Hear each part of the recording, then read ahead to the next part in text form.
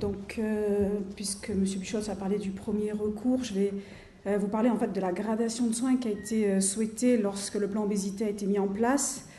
Et donc, on vient d'en parler, le premier recours ou de soins de proximité, avec essentiellement le rôle donc, du médecin traitant et du pédiatre. Le second recours, qui est soit ambulatoire, soit hospitalier, avec l'ambulatoire spécialisé, donc les spécialistes de la nutrition, les endocrinologues, les internistes, les chirurgiens libéraux, qui sont en charge du second recours spécialisé. Et au niveau hospitalier, donc les établissements de santé publics et privés qui assurent une prise en charge médicale et ou chirurgicale des patients atteints d'obésité, y compris des obésités sévères. Et puis pour les cas les plus complexes ou pour solliciter expertise et appui, ils s'adressent aux centres spécialisés et ou intégrés. Donc le troisième recours, qui est donc le but de cette intervention, ou recours régional, est assuré par ce qu'on appelle les centres spécialisés de l'obésité ou CSO. Très prochainement, on aura un logo CSO qui va être national, puisqu'il a été décidé au niveau national de créer un logo, donc qui pourra se retrouver sur Internet.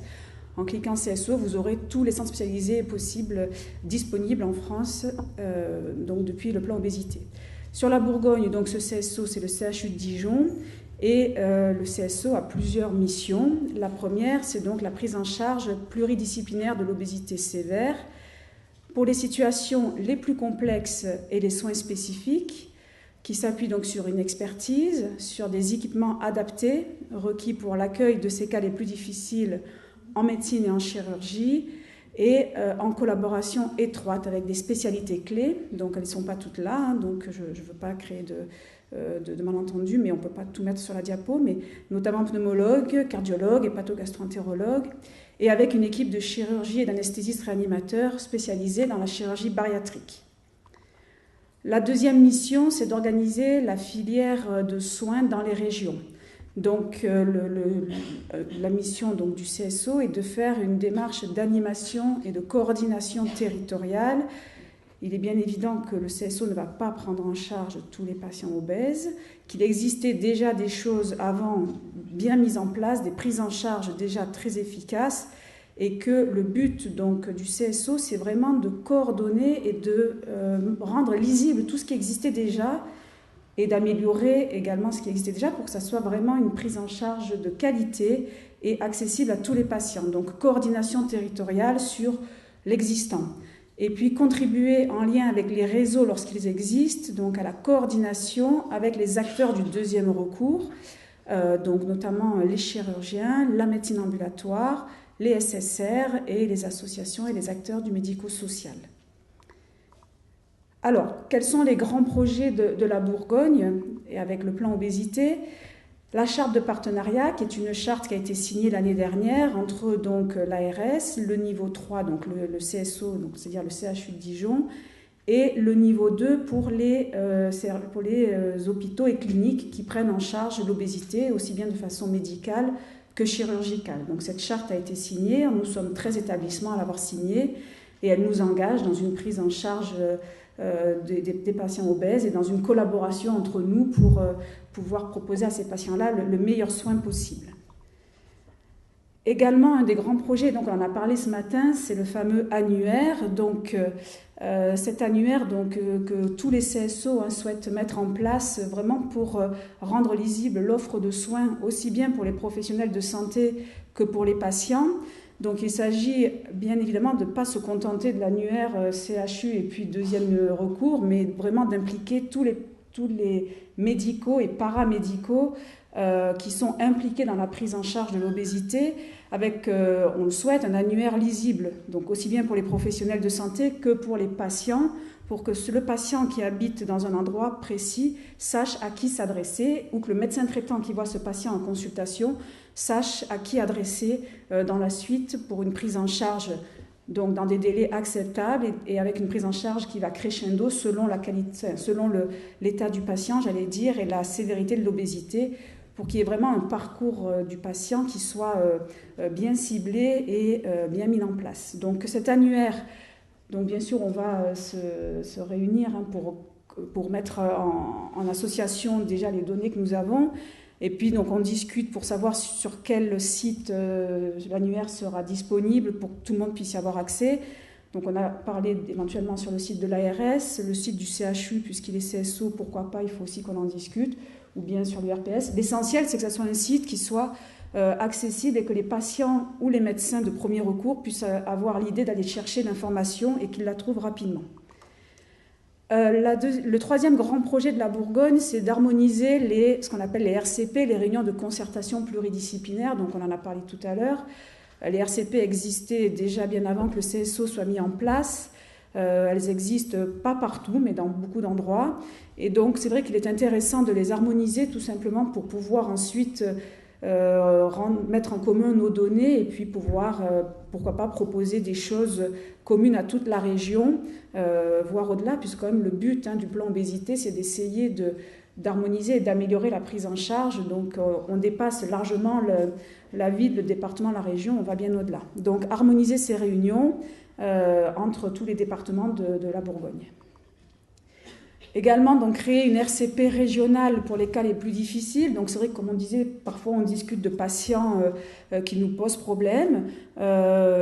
Si on n'a pas de solution à proposer, je pense qu'il serait intéressant de temps en temps de nous réunir tous. Alors après, la difficulté est de savoir comment. Est-ce que c'est par visioconférence? Est-ce que c'est physiquement qu'on se réunit? Donc, c'est là que va être un petit peu la difficulté. Mais je pense que ça serait intéressant vraiment pour les cas les plus difficiles ou les obésités particulières, comme les obésités syndromiques ou, comme on en a parlé tout à l'heure, les obésités dues à des tumeurs hypophysaires ou supra-hypophysaires. Donc ça peut être intéressant. Donc c'est en projet. Et puis, autre projet aussi, la création d'un registre régional concernant la prise en charge de l'obésité sévère. Donc, de multiples registres existent. Je sais qu'il y en a sur le site de la SOFCO, mais c'est vrai qu'au niveau national, je vais en parler tout à l'heure, il y a vraiment un désir de connaître un petit peu toutes les pratiques qui sont dans toutes les régions pour les améliorer et harmoniser tout cela pour qu'on puisse donner des recommandations. Et par exemple, tout à l'heure, on parlait de l'étonnement de la sécurité sociale de voir que dans certaines régions, on ne fait qu'une pratique et pas dans l'autre. Donc ça, c'est vraiment le but, c'est d'essayer de comprendre pourquoi et d'améliorer les choses. Alors, voici rapidement les partenaires qui ont signé la charte. Je ne vais pas tous les nommer, mais donc nous sommes 13. Donc, il y a le CHU et puis les établissements de santé de niveau 2 qui sont donc les cliniques ou hôpitaux qui s'occupent de l'obésité, aussi bien au niveau médical que chirurgical. Donc, 3 en Côte d'Or, 1 dans la Nièvre, 4 en Saône-et-Loire et 4 dans l'Yonne.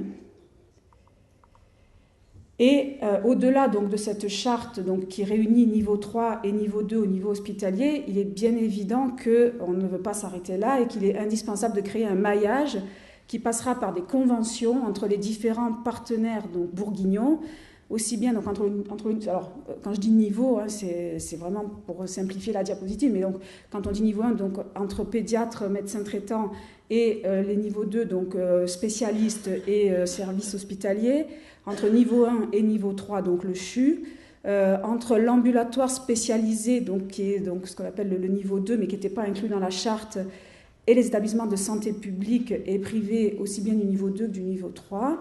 Également des conventions avec le personnel paramédical, donc les diététiciennes qui travaillent en ville, les psychologues, éducateurs physiques, etc. Donc des conventions avec tous les niveaux de ces professionnels-là.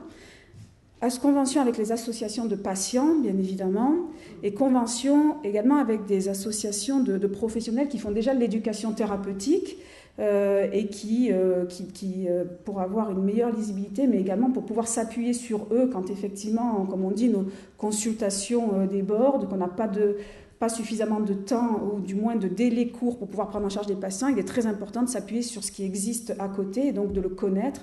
Donc, signer des conventions avec ces structures qui existent déjà. Également, un partenariat avec les autres CSO. Donc, je vous disais, c'est bien au-delà de la région, on va au niveau national maintenant, puisqu'il y a un groupe de coordination et de concertation, ce qu'on appelle les GCC, des centres spécialisés de l'obésité, sous l'égide de l'AFERO et de la SOFCO, qui s'est mis en place. Et donc à titre, par exemple, symbolique, c'est la nouvelle création du logo CSO, mais c'est bien au-delà, c'est vraiment harmoniser les pratiques. Et quand je parlais tout à l'heure du niveau 4, c'est-à-dire vraiment les centres intégrés, il y en a quelques-uns en France, c'est surtout des centres qui ont déjà une grande expertise et qui font beaucoup de recherches scientifiques. Et donc, je pense qu'il est intéressant de faire un partenariat avec ces centres intégrés. Et pour ma part, je travaille beaucoup, notamment avec Paris, pour les cas les plus complexes, donc les Prader-Willi, on en a discuté, les obésités qui posent souci, les enfants, et également pour la recherche. Donc, vous voyez, vraiment un partenariat et un maillage très important à mettre en place. Voilà, je vous remercie.